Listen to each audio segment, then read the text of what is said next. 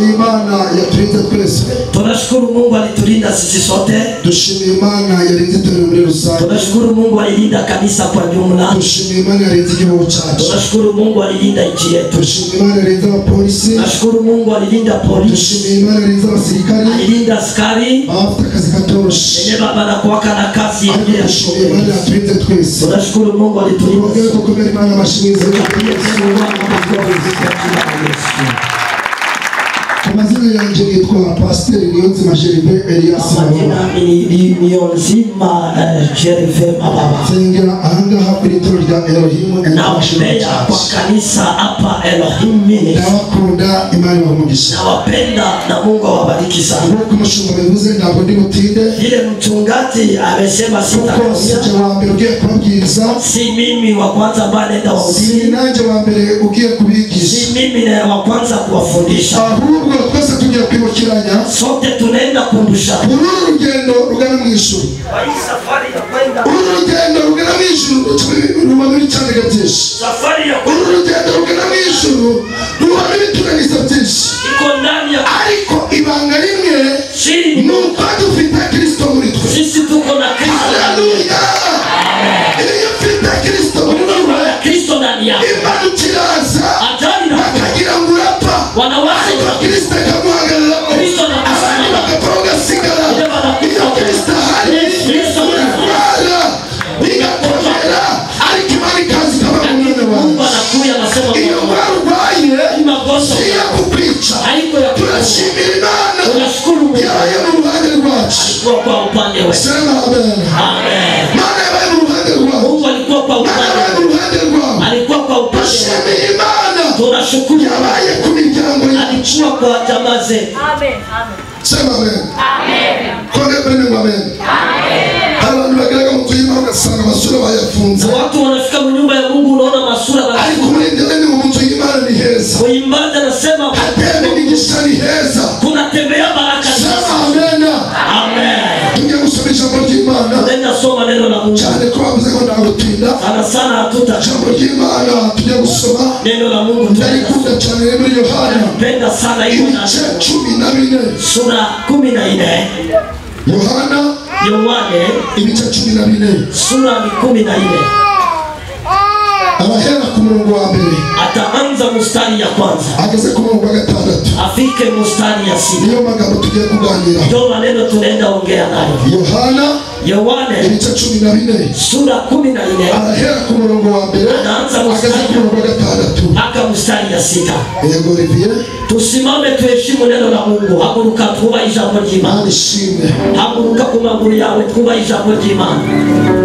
Simama kwa miguu yako tuheshimu neno la Mungu. Dusome mu izina rya Yesu. Amen. Amen. Muhagarike imitima yanyu. Nimuhagarike imitima yanyu. Mwizere Imana yongera. Mwizere Imana. Nanjye munyizere. Yego. Mu rugo rwa data. Mu rugo rwa data. Amazu menshi. Hariya amazu menshi. Yaba adahari. Iyaba yamaze adahari. Abababwiye. Kuko ngiye kubategurira ayanyu. Yesu aravuze ngo mwizere Imana. Kandi nawe mumwizere. Ngo mu rugo rwa data hariya amazu menshi. Vuga cyane amena. Amen. Imana irakubwiye ngo inzu yawe iriyo. Hariya amazu menshi. Kuna nyumba nyingi. Iyaba adahari. Kama inje aba yarabibabwiye. Ariko agaragiye kubategurira aho muzaba mutabarutse. Basi mutakuwa. Kandi ubwo ngiye kubategurira ahanyu. Kandi ugagiye kubategurira ahanyu. Nenda kuandalia fasi wanjye. Yego. Ngo aho ndi namwe muzabeyo. Yego. Kandi aho njya inzira murayizi. Toma aramubwira ati yego. Databuja. Nituzi aho ujya. Nituzi aho tujya ko tutagerayo. Inzira twayigirwa n'iki? Inzira tuzayibwirwa n'iki? Yesu arabasubiza. Yesu asubiza abanyamasengesho ati. Yesu asubiza abigishwa bati. Yesu asubiza Toma. Yesu asubiza abanyamasengesho. Yesu arababwira ngo unisikie. Haleluya. Amen. Nije nzira y'ukuri. nzira y'ukuri. Haleluya.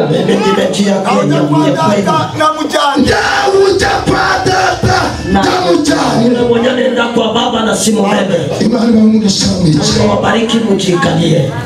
Amen. Dangia kufashwa. Inaanza tena kusema amen. Semeni amen. Ngiye kuvugana n'abanyamuka. Nataka kuzungumza na watu nataka na watu Mungu alilinda. Mungu kubwiriza abantu. Napenda kuhubiri. Naona abantu bari kubyiyumva. Naona watu wanasikia. Haleluya. Amen. Basi haleluya. Amen. Basi haleluya. Nakamugira ngo dufite imana. Nikwambie dufite byose. Tuko na bigaragaza bihari. Hata dufite imana ishobora. Mungu anaweza. Amen. Amen. Haleluya. Aya namagambo ari muri Yohana. Hii ni maneno ndani ya Yohana. Abantu bameze nk'abato. Kuna watu wako kama watoma. Wabahanurira. Ukiwatabiria. Hari umuntu ushobora guhanurira. Kuna mtu unaweza kumbe ibintu muhanuriye abandi ari kubisikia. Anasikia mambo na ariko wowe tutabona. Lakini hari imana iri kubibona. Uko Mungu anaona. Ari kukwegera. Hari imana iri kubyegera. Mungu anaona. Nigeze kumwambia mwana wanje. Ashaniambia sema mwana wangu. Ngimani guhaye imodoka. Mungu anakupa gari. Ngaba kuri konti. Sema kukonti. Ndio magana 3. Kuko sisa. Imodoka izacha. Pesa inagari tatoka wapi? Sema amen. Amen. Ndio mtungurana. Ninaenda shitua watu. Ili ukora imana. Wakati unaheshimu imana. Wakati unaheshimu imana yonesho imaze kukwemera. Imani pana sana bantu. Birashoboka yuko ushobora guhura n'icyanege ariko hirya y'ibyo bicyanege hari umugisha w'Imana. Baraka ya Mungu. Sema amen. Amen. Sema amen. Amen. Imana. Mungu. Imana ya huyu Mungu hapa. Hano kuri litare. Hapa kwa hii kanisa. Uciye bugufi. Ukijishusha. Ugakura mu bwenge bwawe. Unatosha akili yako. Imana ishikora. Mungu anatenda. Anikorera mu gihe cyawe. Anatumikia wakati. Imana ivuze. Mungu akisema. Ni jambo ryacu. Analinda neno lake. Nuwo yarivuze. Sema haleluya. Amen. Imana izakurinda. Mungu atakulinda. Amajana amaso. Kuja na kutoka. Kuba wicaye muri tegereza. Kuwa unaikaya kutura muri tegereza. Anaenda kutosha kushira muri birashoboka. Akutenda ngo hata ugiye gutungurana. Bagiye kukuyoberwa. Sema haleluya. Niba ari kimana yakubwiye. Kama kuna kitu Mungu alishibika kwa mutima wako. Weka kuroho yako. Niyo ndi mu rusengero. Hata nikiwa kanisani. Kumbe muhanuzi arajambye. Nasikia nabii anakuja ananiambia. Kimana ivugana nawe. Sikia kenye Mungu anazungumza nawe. Numva nanjye ndumuntu komeza. Nasikia kaniko mtu mkubwa. Nigeze kugera ku ndonzi mu president rasi. Nifikaye kumundoma ndasinuka ngo mpaka nanjye mukoreho. Kasana mimi ni muguse. Ndere president Paul Kagame mukoreho gusa. Ni muguse tu president Paul. Nazindutse bagara handi bari badutangiye. Nikasimama kwenye bana tufungia. Noneho rero kasi. Sasa acha kuja. Bari kutubwira ngo mwese mbaraga we. Asebenye wote mfanye. Abantu bandi nyuma. Watu wenye mikono mukoraho. Waliacha simuguse. Kwashika kuba twago ya Mungu. Watu bakabika barangatagira inkweto ziracika. Batahinga mana. Kugira ngo mbarandu ngari nyuma. Nitoka ile fasi niende nyuma. Nabizi byuya. Nitoka jasho. Basiga bamboje. Wenye waliniona. Bagize ngiki. Waliwasa nini? Ariko perezida wacu. Lakini perezida nawe yubaha Imana ishobora byose. Sema haleluya. Iyo agiye kutuyobora agafata inshingano. Yenda kuchukua. Abwabwitiza ko nayo barabanyarwanda. Ariko Imana izagira ute. Izabifasha. Imbere y'Imana ishobora. Kugira icyizere. Kwa nini hatuwezi jiaminia? Kugira icyizere. Jiaminie. Kugira icyizere. Jiaminie. Sema amen. Amen. Inga tugusenge Kigali. Siku moja tuko naomba Kigali. Mahanuzi yaratangaje. Nabii alinishangaza. Mungu kwibarifusi. Usikie jinsi Mungu anatenda umunsi w'ejo. Watu watakusanyika kesho. Mubaze babaye neza. Bakuye banafanya. Yo pastor bambara makoti. Pastor bafanye masuti. Bavuga butumwa baje babaye imikenyero. wahubiri wa wadufite umushyitsi tuko na kandi ukomeye cyane kubwa sana. Baratubwira ngo ni umudepite cyangwa perezida. Waza ni deputy ama president. Bano pastor batwaka tuko. Pastor wa first Ati amabwiriza turi pastor wese. kila pastor. Wale pastor ari musaraba. Kwa pastor na msalaba. Ati buriya ni wao ushitsi mari fuza. Kama ni mgeni Mungu anasema. Uongozi wa leta. Ni kiongozi wa serikali. Tukubitamo. Abarinzi bambara uniform. Waimbaji wakavaa uniform. Naho uniform bambaye. Uniform. Sisi tutegereje. Mgeni amakozeranura. Ati mukamera. Ni ushitsi mukuru.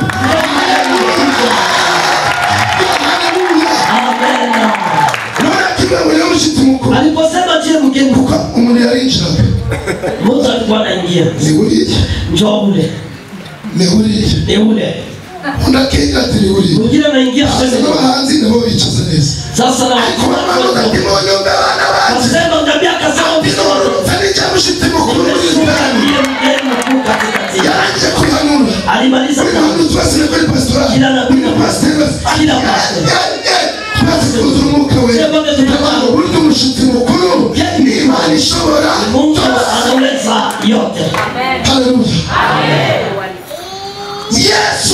Yesu akirabikishwa bati kambia wanafunzi nagiye ninaenda kubategurira naenda muandalia ahandi umusaba wenye mtamani aravuga ati Yesu ile njia niyo tugiye kuja nafasi turamenya hatuwezi kama yarabashije neza alikuwa na urugendo abantu bemere babo safari kuna watu Yesu itamusubiza Yesu akamjibia nagiye kubategurira Yesu muandalia kwenye badata hari amazumesha hapa kuna nyumba ngira ngo ndabwa hari amirakiye akira ngo anawambia iko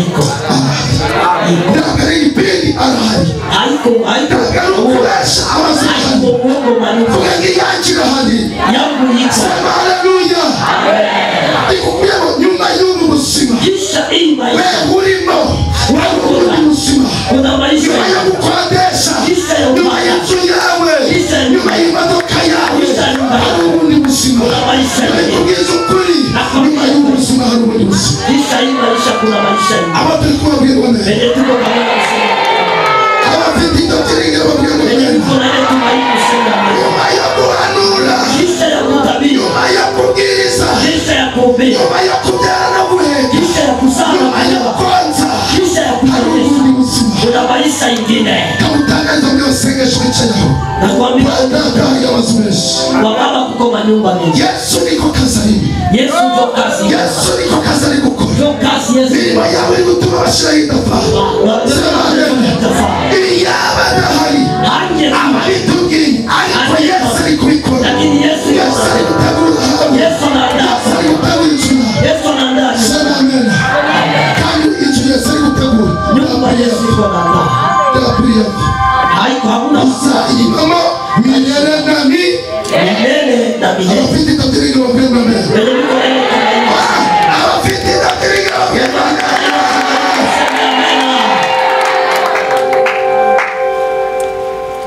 iyo uri mu nzu y'Imana ukiwa ku nyumba ya Mungu ushobora kurakora umurimo w'utuma Yesu fanya kazi tata Yesu akomeza kukubona atakuona kandi ibi bintu no mu rusengero genda bikora na hivi vitu mukanisa bila vifanya nakugira ngo ushobora no kuratera chungaji iyo abandi bikirije amena gahoro kama wanasema bikiriza cyane mimi kugira ngo amena kuratera haya nawe mu nzu y'Imana ushobora kuraba agasinge kugira ngo Imana ikubone sema amena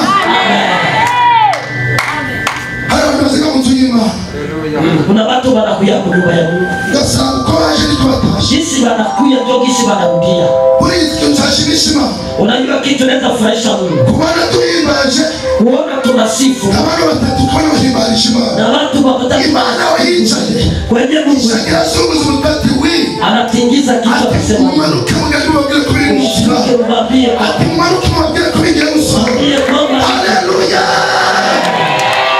niyo mpamvu njya gusaza kwanjye sasa nabibwiye Imana ko nzasaza ndi gukorera Imana nitazeeka na niko bavuga basavuga bacukura ibyobo batabicukura bazahatana bakizamura ku Mana hakuna kitu kitanitoa kwa Mungu tutasonga mbele. bavuga batavuga aseme kusonga mbele. Sema amena. Mkongomani anasema ngo batasema batachoka. Mkongomani yavuze ngo bazavuga baruhe. Yego yacu ni gusenga. Hapana batapendera. Tugasenga iki? Tunaomba Mungu. Amen. Avec Jésus nous avançons. Amen. Reka babwire ngo amagambo Imana yavuze na maneno Mungu alisema na Yesu ari gukora. Yesu yuko na tena. Yesu ari gukora. Yesu yuko na tena. Ichi Imana yavuze nawe Yesu ari gukora. Alisema na wewe Yesu. Ikisabu genda muge ngo Yesu ari gukora. Ikiza mtako Maria. Ugiye kutabara.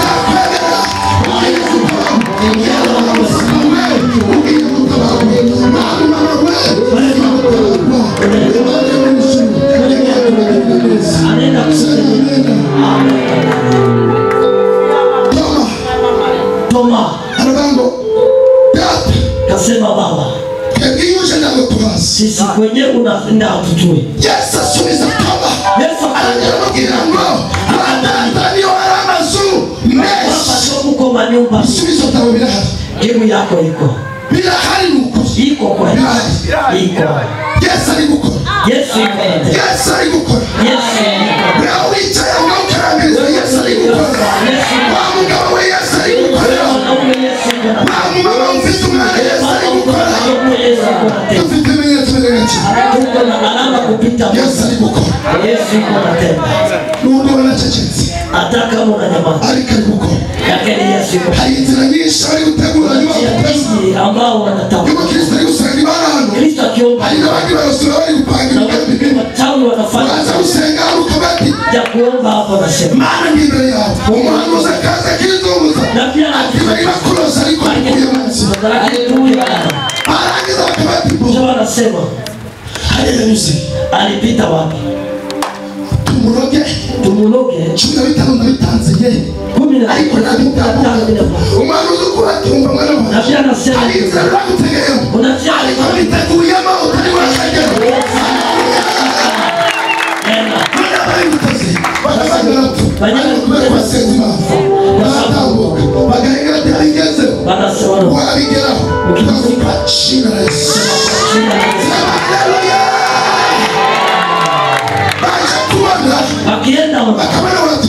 wanaona unanenepa.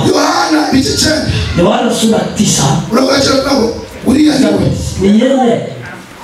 Abana tarika sana. Wengine wanasema anafanana naye. Baje kukwenda ngo ninje. Aseme ijuru ryagize ute? Ngaruka ukabitesha gacuka binetralize. Una binetralize unabimaliza. Bigahita bitugusa. Inakufa. Reka mubwire. Acha wewe ucayo. Niba icyenda kugenda nawe. Kama kwenye Yesu abirimo. Yesu yuko ndani. Yesu abirimo. Yesu yuko ndani. Reka mutangarize. Acha nikutangaze.